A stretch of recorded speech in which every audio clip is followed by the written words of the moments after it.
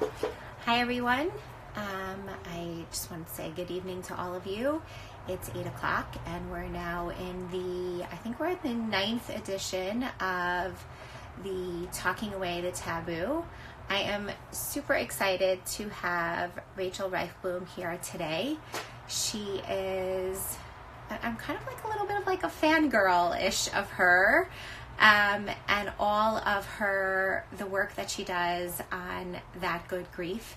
And I am really looking forward to having her. I'm going to let her tell her story in her own words. She's on her way on. Here she is. Okay, here she comes. Da-da, da-da. She's coming. Hello. Yay, she's here. Okay, it's good. We got it to work. Okay. Yeah, awesome. perfect. Okay, so Rachel. Yes. So, look, I kind of embarrassingly, I'm like a little bit of a fangirl of yours because of your work. And I mean, in what you put out, I know a lot about what you do, but I think that this audience is just getting to know you, and I'd love for you to kind of introduce yourself to them and explain why you started your handle. And then I think, I have tons of things that I want to ask you. So let's just get right into it. And by the way, for anyone who's here now, if you have any questions for Rachel or for myself, you can drop them in the comment box and we can we'll answer them as we can. I aim to have this to be about 40 minutes, so it's something that's easy and it's not too burdensome for people to listen to. But here we are. Okay, so go. Tell me. Tell us all. Why are we here? Not by choice. I think not by there's choice. probably Yes. a few of us who are in that camp. Yes, not like yes. It's not this by exact choice. moment by choice. Not right, the course. overall club that we are a part of by choice. Of course. Like shortest telling version of my story is that when I was 25 years old, my dad was diagnosed with brain cancer. He ended up passing away 10 months later. And then about 14 months later, my mom was diagnosed with the same form of terminal brain cancer and passed away 7 weeks after that, just 2 days after my 28th birthday. And then the other like layers into that is also about 6 months after my mom died, I got married. And my brother also is an addict, and he is currently 1 year clean, which is wonderful and amazing, but has been a journey that's kind of layered into all of this experience as well. Yeah.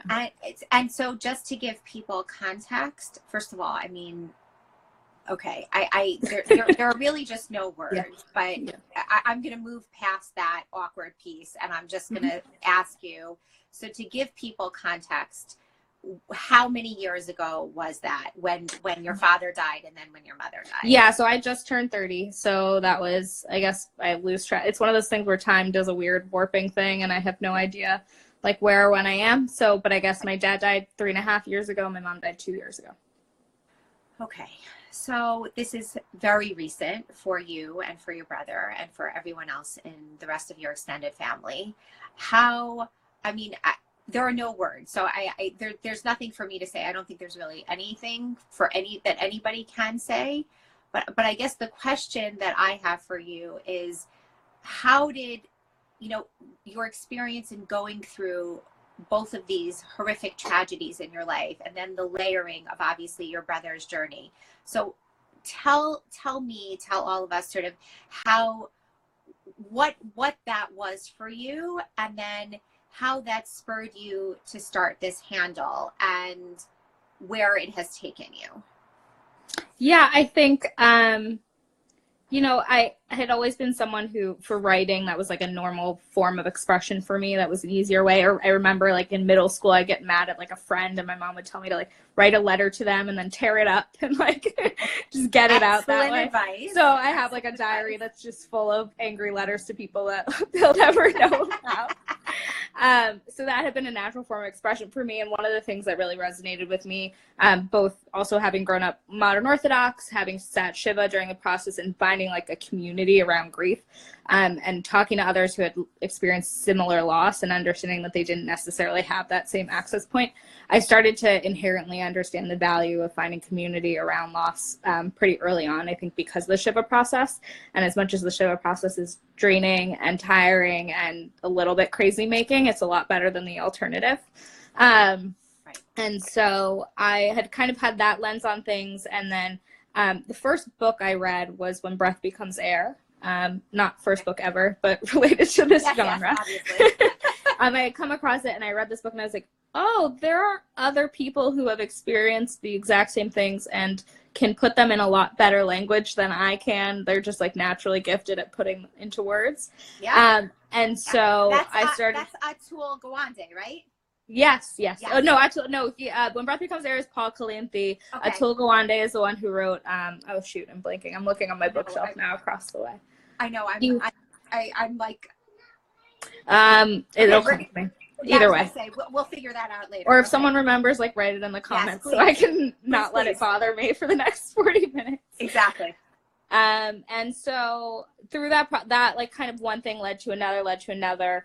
And I ended up at a grief retreat up in the Berkshires a year and a half ago, led by Rebecca Soffer, who started Modern Loss. And a lot of that was centered around writing as an expression of grief. And so got more in the habit of that and have been debating, like, do I want to do something on social media? Do I want to do something longer form? And decided that was kind of the impetus for me to just kind of rip off the Band-Aid and get started. And so on the second anniversary of when my dad had died, I started my account. And what were you hoping to gain? What was, you know, after you know, working through this workshop with Rebecca, mm-hmm. and you know, she has her own handle with a tremendous amount, a massive community and a tremendous amount of resources in regard to grief and loss. Mm-hmm. How were you hoping to differentiate yourself, and then what was your goal in starting the handle? Yeah, it's interesting. I think honestly, my intention initially was that I think that there's so much in the grief process that are these like kind of major pivotal moments of like, you know, chaos and change and caretaking and whatever it may be.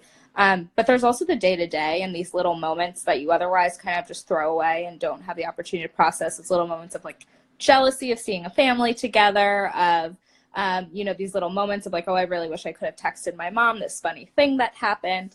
And so I was honestly, it was a selfish endeavor at first, in terms of finding an outlet to process those little things and giving space to those and giving them some credence, because I think a lot of the times they count as much as the big things. And so my initial intention was really not about anyone else. And in fact, I think it's funny that you mentioned like what being differentiated. Like looking back, I feel silly that I didn't really look at what else was out there before I started posting. Now, obviously, I'm tapped into this incredible community on Instagram, including this relationship right here.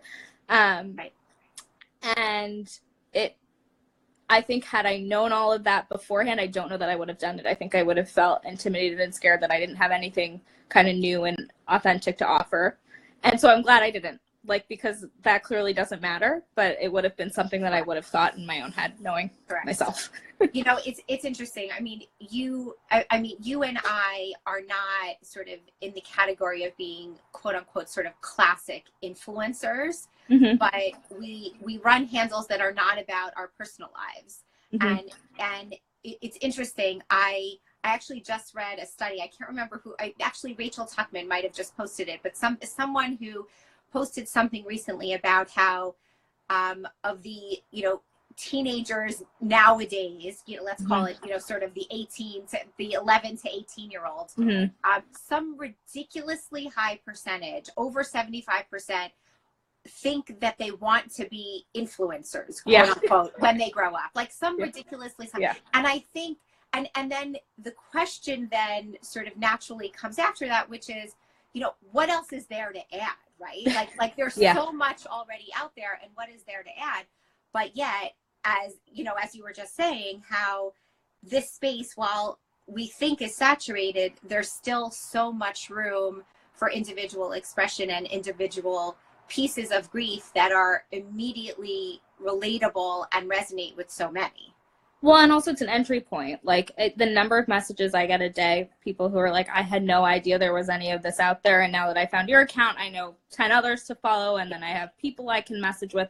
And so again, like I felt very fortunate that being part of the, you know, Jewish community, that I initially had that sense of community pretty early on around grief and loss. But that is something I was kind of spoiled with. And I don't think that's the norm. So it was really special to kind of tap into that. And I think, you know, it's funny, I know you and I talked about this once before, of like, it's easy to fall into the trap of thinking that then, okay, if we're like in this grief influencer space, should I be curating my page? Should I be making things look nice? Should I have like, you know, color coordinated? And I was like, the whole point is that this thing is really, really messy.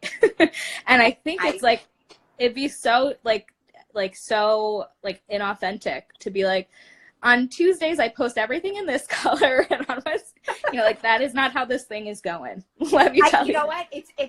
So just to backtrack for 5 seconds. So right now I'm in the middle of sort of storying about how I started this account. Mm-hmm.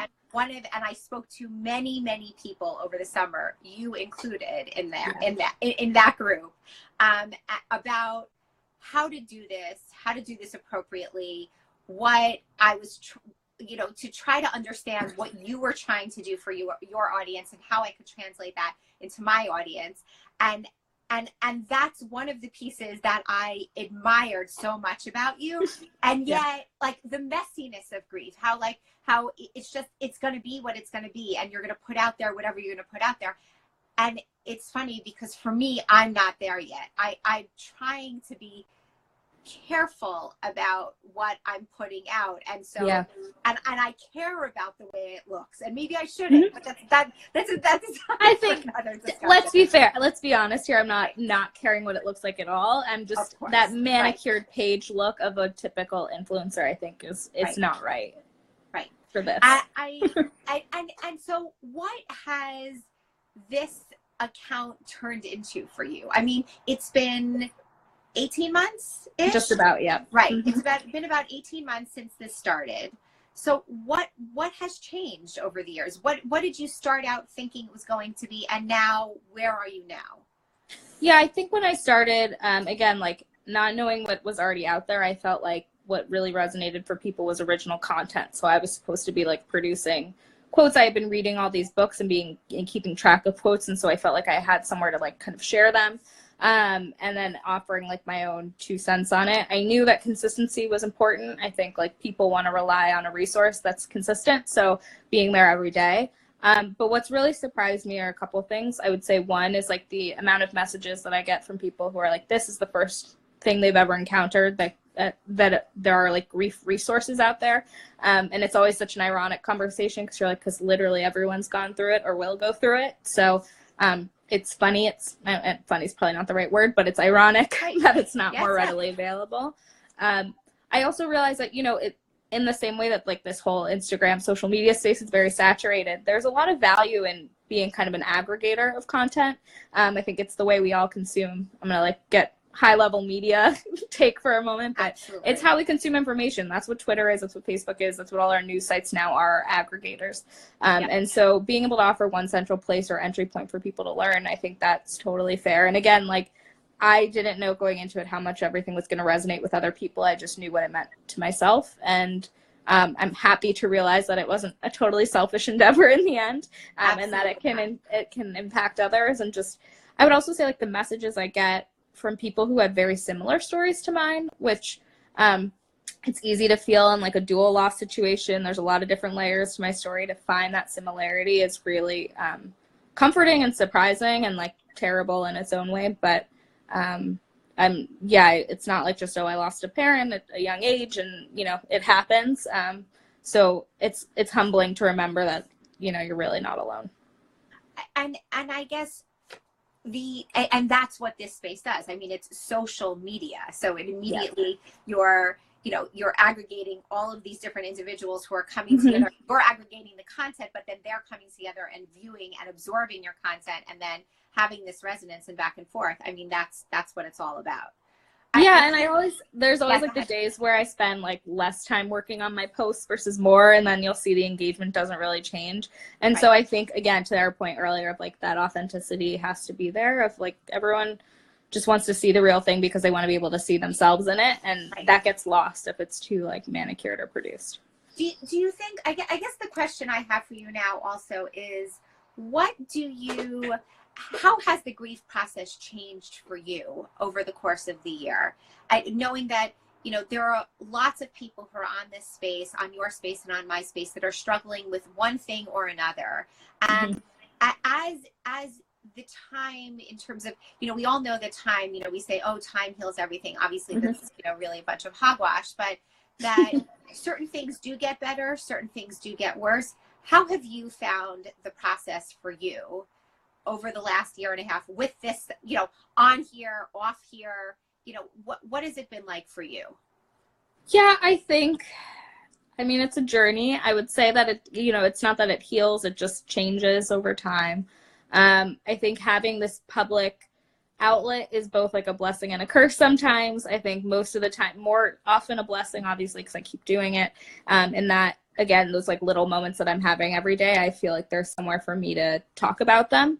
And rather than just letting them go and noticing things and being in tune with my own feelings, which is so much of the grief process, is of just like kind of recognizing what's happening inside, and letting it kind of come to the surface. I think sometimes, you know, it's hard to, as we all know, it's easy to know what to do to show up for other people when you've had that experience. It's really hard to do it when you're going through it yourself.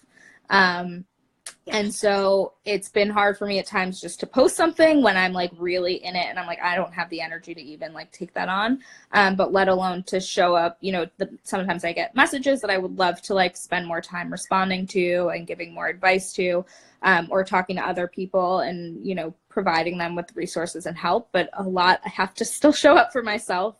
It's still early days, and it's hard to, you know, sometimes also like hearing other people's stories, like that doesn't not land on me too.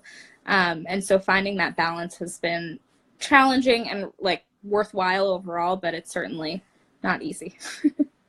Yeah, I mean, I think that's what happens when you put yourself out there and you're still in the midst of something, as opposed to looking at it from a bird's eye view of, yes, that happened to me way back when. And the emotions of still grappling with things is very different than having that different vantage point. Absolutely. Yeah. And I think grief is a lifelong thing. So even if I waited 10 more years to start this account, I think all of it would bring it all up just the same. So it's just a matter of figuring out what's helpful to me and helpful to others versus helpful to me and not helpful to others. And then, you know, not helpful to either of us. Like that's where there's a line in the sand for that, I think. Without question. You know, I sometimes get the question, in fact, I get it at least once a week, if not more frequently, about how I'm able to separate the content and the constant messaging and the stories and the grief and the struggles that people are telling me, and how do I manage that within my own life and my own process.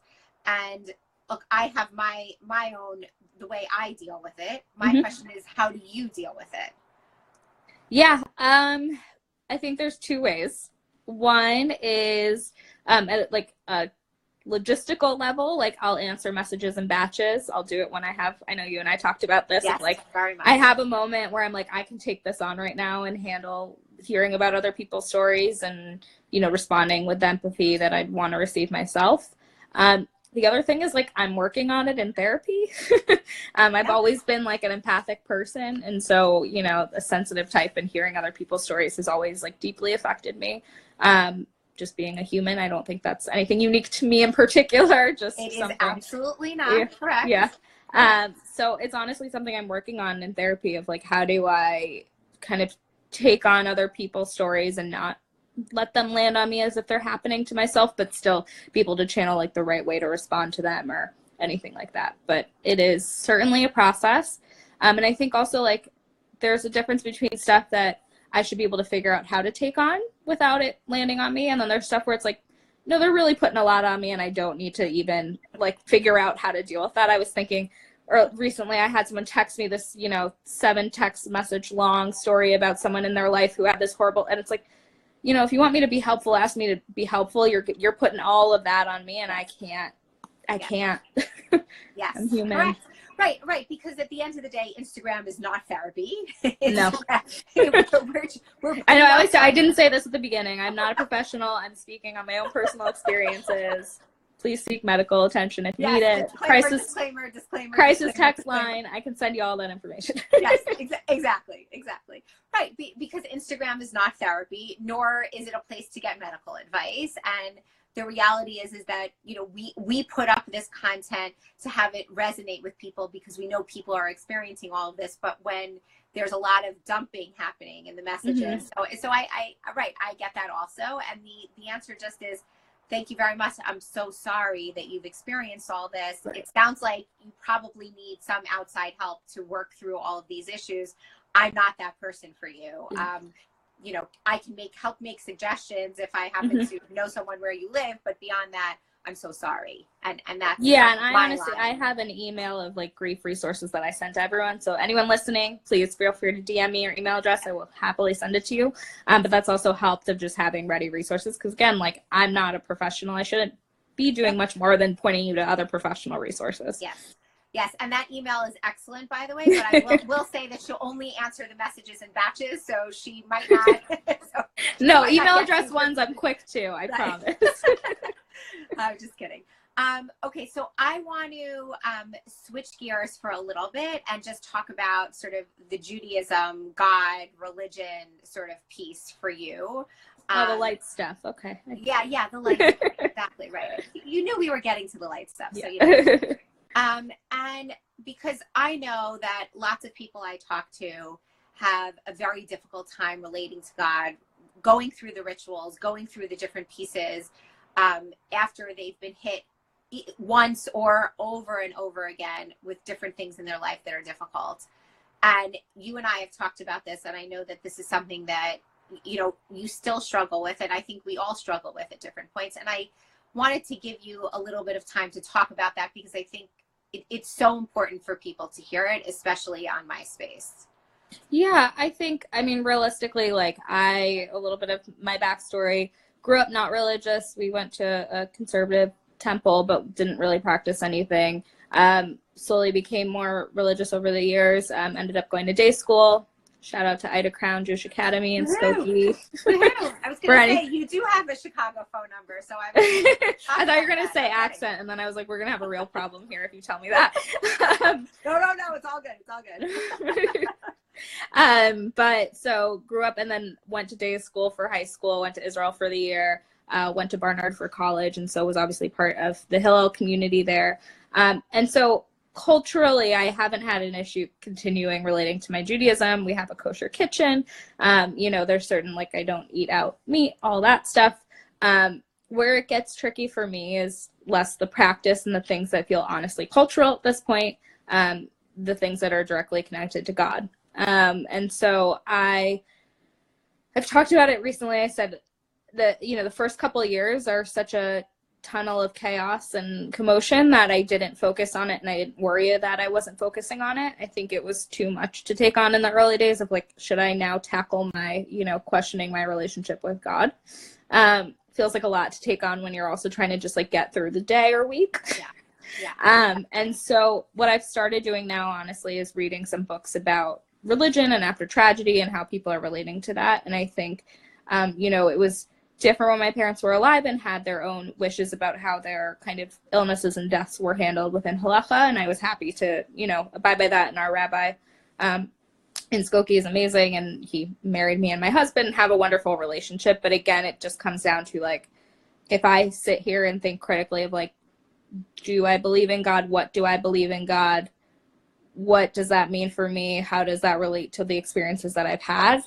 I don't have the answer for that today.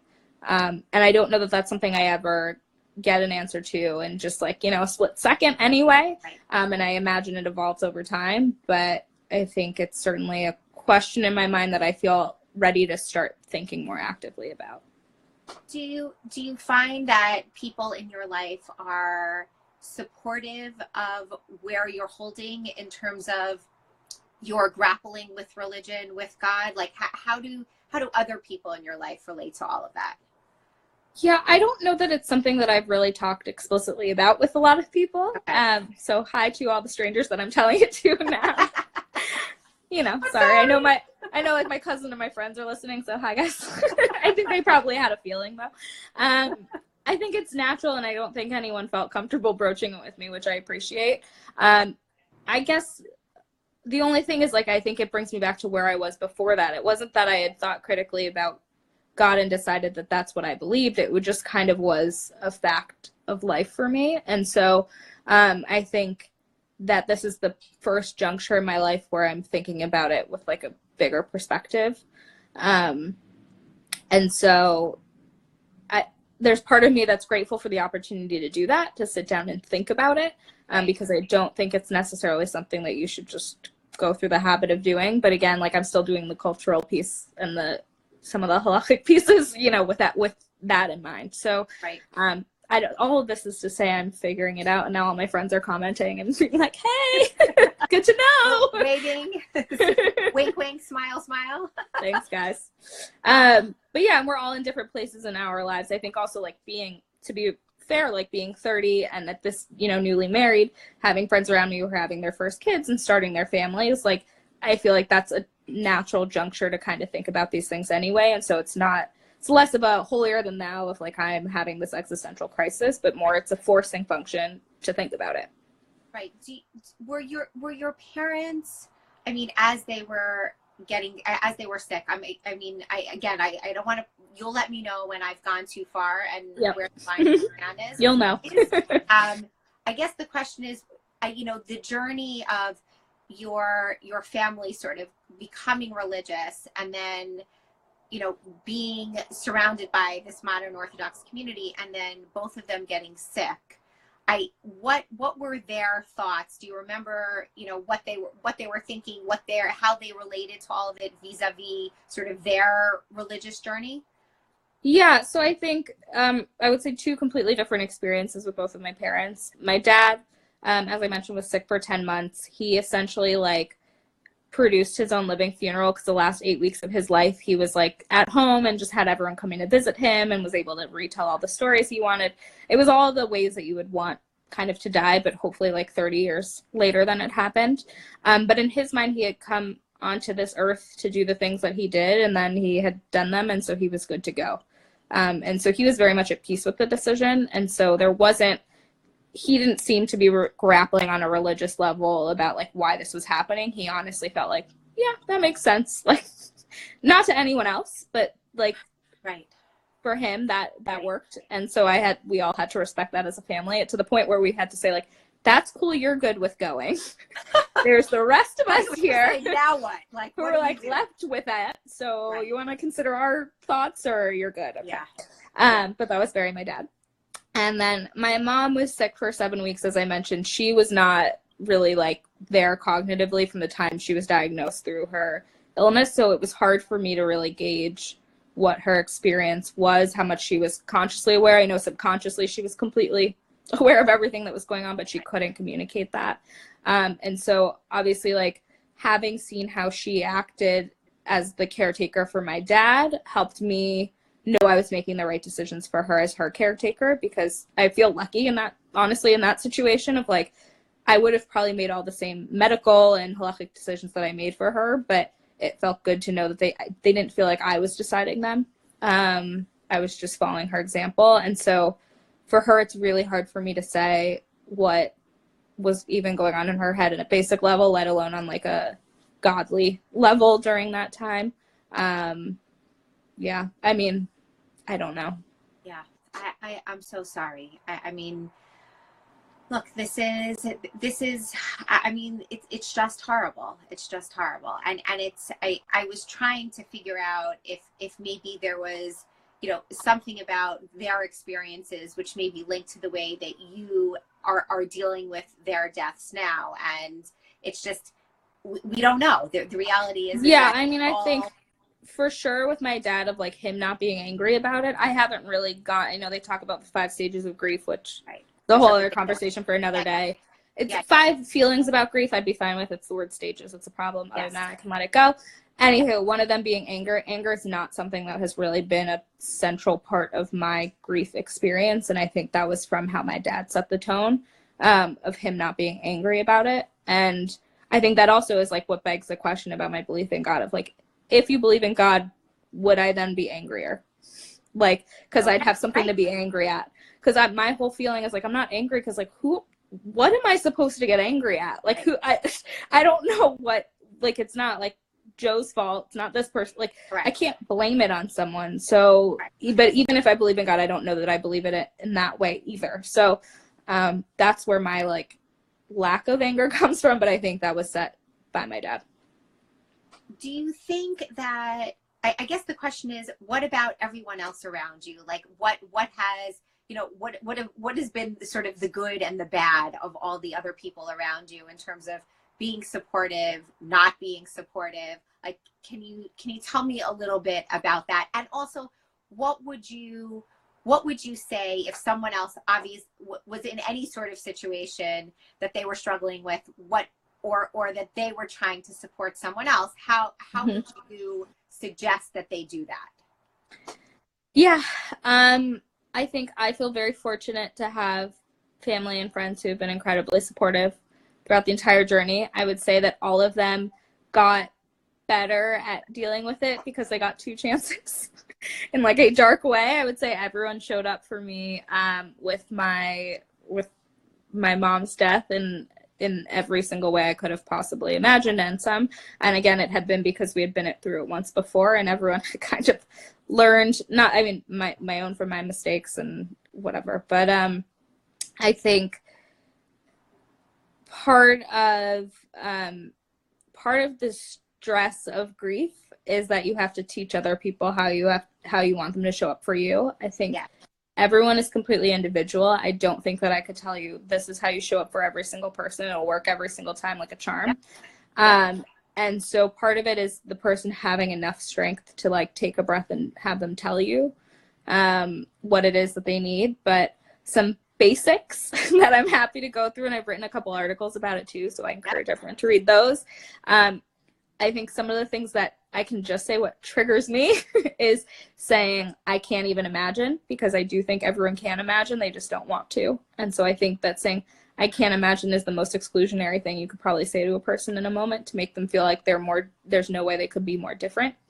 I think saying like, how are you, or any sort of broad question is completely overwhelming. And so anything you can do to say, how are you today? How are you right now? I think anything open-ended is going to completely unnerve people because they have enough, when you're in the hospital or dealing with like a medical crisis, like every single question is like that. And so the last thing you need is a question that doesn't have an answer. Love that. And truth be told, like it doesn't have an answer because within one moment you're like feeling multitudes. There's not one feeling even in a moment. So how are you supposed to possibly define how you are feeling in life? Yes.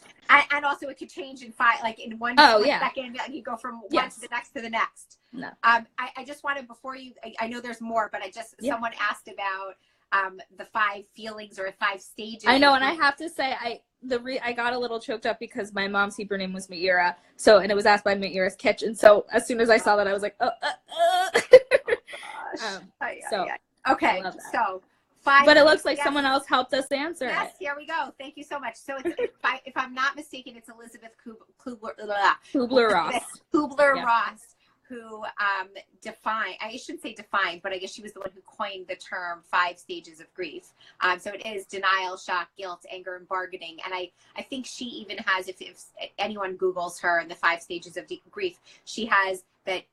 Ordinarily in grief, according to Elizabeth, that you, or Dr. Ross, or I'm not sure what sort of title she has, but that you generally move from one stage to the next, to the next, to the next, to the next. And that only when you're finished with one stage do you then get to the next stage. And I think we all know. Go ahead. I will say, actually, she wrote originally, it was about patients who were diagnosed with terminal illnesses.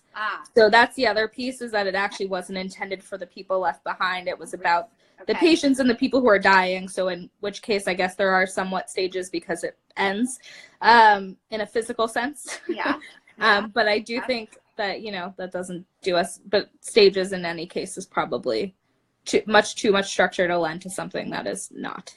Correct. I think there's a great graphic, which I'll actually put up later tonight or tomorrow, which talks about the 5 stages of grief. And it says, yes, these are the 5 stages. And then sort of the next split screen is, and here they are. And it's just a whole bunch of like, it's just like, bobble, like all a bunch of like scribble scrabble. So because that's really what grief is. Okay. So I have from you the, don't say I can't. Oh, don't say I can't even imagine. Don't ask open-ended questions. Open-ended questions like, how are you? Yes. Just say, how are you today? Yes. That's a good one. What else can I come up with? I think, honestly, like, don't bring religion into it. I think Tell me more. Yeah, so I think regardless of who you're talking to, like, nothing about how God only gives you as much as you can handle, nothing about God will make sure they're not in pain, nothing about, like, they're in a better place, nothing about, anything to that variety, even to the most religious person, and that that is, practicing every single day. It's just not the time or space for it. I think that the core of what bothers me personally about that is less about the religion and more about assigning any sort of like rational thought to what's happening. Yeah. I think the idea that you could possibly explain why my parents had either diagnosis, why kind of went the way it did, why they died when I was as young as I was. Like, I don't think that even if God or not, like, I don't think there is ration to that. Like, there's no rationale to that. So please don't assign any like meaning or thought or order to something that is chaos. Correct. And it's exactly right what Jane is saying now. There really isn't anything that anyone can say. And though I do think to be positive, because it's so much easier to come up with what you shouldn't say than what you should. So I'll admit to that. But I think some of the things you can say is like, that's really terrible. Like, if someone's telling you something, it's okay to be like, I don't know what to say because I'm not sure there's anything to say to that. Yeah. I think the number of times I've said that to someone who, after I tell my story, and they're just like, oh, and I'm like, oh yeah, no, there's nothing. Like, I know it's crazy. And like, as Jane just said, it's all about sitting and witnessing, like holding that space for people, not defining what that space is going to be. I think is just, it's all you can do. Right. That's really it. I think people are not expecting you to give them answers. People are not expecting answers. People are not expecting, there is no rationality here whatsoever. When people are suffering, they want you just to sit with them and to exactly that, and to validate them, and to really just feel the pain with you. And that is really the only thing that you can do for someone when they're suffering. Absolutely. And sort of to so there's another Mira here who just keep a false direct. So she just asked about positivity and optimism despite trauma and grief. Tell me a little bit about that. Tell me how you're holding on a daily basis or on a weekly basis or on a monthly basis. Tell me where you are. Tell me how you view the world. Yeah, I think it's an interesting point in my life to be going through this. I think because it's as I'm kind of defining myself and my personhood, as much as you do that as, a young adult, but it's really on my own terms now. And I think that part of that means like taking what my parents gave me and deciding what parts of that are who I am and what parts of that can maybe leave behind, for better or for worse. And I would say both of my parents were very optimistic people. And so I think that that was my natural disposition before anything terrible happened. And so it continues to be of just kind of chugging through. I think there are plenty of times where I'm in a dark hole and don't think that there is anywhere else to go. And that is like, that acknowledging that counts, like that matters. But I also think overall, having met my husband during the time that my parents were sick, having, the chance to start our family together eventually, like all of that gives me reason to keep living. To be quite honest, like if I hadn't had that relationship during all of this, it'd be hard for me to sit here and say I have something like worth living for. And so that's just how the the cookie crumbles, if you will, however, you know, how everything shook out. But I think it's finding optimism in the moments that you like have that. I don't think there's like a one size fits all. I think it's whatever is bringing you joy. I always talk about, you know, when you're grieving, that you're like a battery pack. Like your battery is drained, you cannot go below 0. You can only do things that help with your survival, that recharge you, and you don't have any room for things to detract. And so I think that the experience has been just figuring out for myself what are those things that are additive and what are those things that really take away, and just eliminating as much of that as possible. And then, you know, like I still have to go to work every day. So if I need to go to work, then I need to limit the other things that like maybe are like a little bit draining, not terrible, but I don't have, you know, like I could do them, but it's like, no, but I need to go to work and I need to perform and I need to like keep my job. So this week's not going to be the week where I say yes to that one extra thing. Yes, right. Like you only have it's exactly, I love that analogy of the battery pack, that you only have a certain amount of, you know, life, quote unquote, left. Literally. Right? Yeah. Literally. Yeah. And if you only have enough emotional fortitude to sort of get through the day of the things that are have tos as opposed to want tos, then that's okay. And that's where you should focus on your energy. Work and job and, you know, things that you need to do become primary, and everything else sort of falls by the wayside because there just isn't enough. There isn't enough left. And I want to acknowledge someone asked a question about like physical symptoms and illnesses through grief. There's a great, I think it was NBC Better did a video about your brain on grief and everything that's happening. It is a very physical experience. I know everyone has a different experience, but for me, it was a lot of migraines. It was sleep problems. It was like, I mean, I constantly feel tired no matter how much rest I've gotten, and all of that is attributable. So I think whatever you're feeling, again, not a doctor, talk to a medical professional, probably very, very valid and real. So, you know, treat it as such. Absolutely. And I can also personally say that for me, you know, it was more about, I had tremendous anxiety and I also had sleep difficulties. And I just found that it took a tremendous amount of energy to just perform daily tasks. Like it was just to get through the day. I wasn't having stomach aches or headaches or anything specific like that, but everything felt heavy all the time.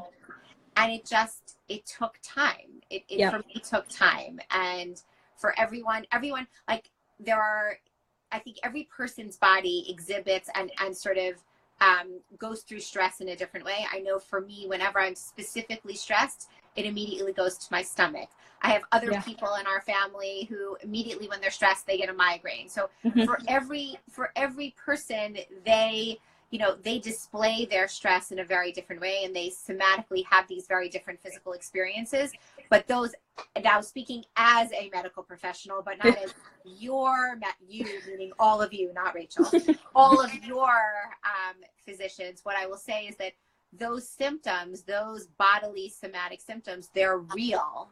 And just because the migraine is specifically related to whatever stress you're going on in your life doesn't mean that you shouldn't treat your migraine, and doesn't mean that you shouldn't treat your stomach issues or irritation. It means that you should have medicines and should see a doctor for all of those things, but know that they're probably that if you can relate them, if you make a calendar for yourself, oh, on this day I was extremely stressed and I also had a migraine, and you keep track, then you'll know that what they're related to, and sometimes you can figure out what your triggers are. But it doesn't mean that they're not real, and it doesn't mean that they shouldn't be treated. 1,000,000,000%. Okay, so we're about sort of at that, 40-ish minute mark. Is there anything else that you want to share with this audience? Anything else that I missed? I mean, I know, you and I could talk. We could go for hours. Yeah. This is, but something specifically that you want to leave people with, for the people in their lives, for themselves who are suffering. I think there's a couple things that have resonated with me the most throughout my grief experience. One being that grief is nonlinear, so it's not like one day's good, the next day's better, and it just keeps going up from there. But the other thing that really resonates with me and seems to resonate with other people when I share it with them is the best way to think about grief is the love that you had, and it's kind of transformed into grief. I think one of the things that was hard for me to stomach after losing both my parents is that, there was so much energy and time spent on those relationships. And so it's not that like once they're gone, that energy just evaporates. That love that I had for them just like goes into thin air. It's all this pent up that comes through sometimes as grief and sadness, sometimes comes through as anxiety, sometimes comes through as anger and frustration, sometimes just comes through as like energy that I was used to expending a certain way for 30 years of my life and then no longer can. And so I think that for me, I know the first time that I heard that, that really like landed for me of feeling like, oh, that's what, it's just this same feeling that like this emotional like, I don't even know how to say it, like what I was letting out every single day. It's just now it's in the form of grief because that's all that I have left of them. So, yeah, so think of it as like a testament to your love. Again, not that it is better than your love, not that we wouldn't all prefer to not have to do that at all, but it is what it is. Right. I think that that's really an important point, because I think that I mean, just to break it down to a much more simpler point, you know, if there were two jobs that one was applying for, and one job was something that you really wanted and another one was something that you didn't want, you wouldn't be upset if you didn't get that second job. You would be upset if you didn't get that first job. So it's that all of that love and all of that emotional energy and the beauty and the warmth of all of the wonderfulness that you're giving or you have given to someone who's been in your life, or for this audience, it's for, you know, the ideas and the hopes and the dreams that you have for a baby that you hope is going to be in your arms in 9 months, or the hope that that fertility treatment will work. So it's all of those, and then the grief that you feel then after something like that is lost, or after the death of a parent or death of a loved one, then that's all that love that's now transformed into grief. And that's really what it is. Yeah. Okay. Thank you. Thank you for coming on here. Thank you for having me. One of my mentors, and also helping your community and helping this community. I'm so grateful that you're here, and I just want to give you a big hug. I hope that this conversation was helpful for everyone, and that if you have any other, if anyone has any questions for Rachel or for myself, please feel free to message us. I wrote down a bunch of different notes that when people saw me sort of looking downwards about different things that Rachel said, books that she mentioned, or quotes, or different things that I'm going to put up in stories after this. But everybody should know that this live will be saved on my account for 24 hours, and then it'll go onto the YouTube channel, so anyone can watch it at any time. Rachel, thank you so much. Thank you for having me. And again, DM me your email address if you want resources. And Atul Gawande's book is Being Mortal, is the name of the book. Just to bring that full circle. Okay. Say it again slower. It was too fast. Say it again. Being Mortal is the name of Atul Gawande's book. Highly recommend. That's it. Okay. All right. Have a good night, everybody. Take care. Bye. Okay. Bye-bye.